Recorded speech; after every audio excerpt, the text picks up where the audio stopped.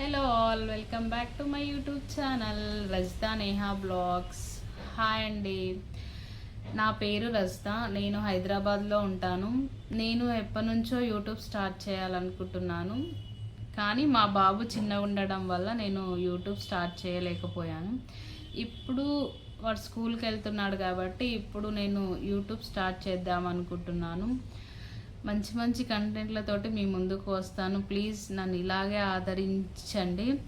నన్ను సపోర్ట్ చేసి మీకు మంచి మంచి కంటెంట్లతో మీ ముందుకు వస్తాను.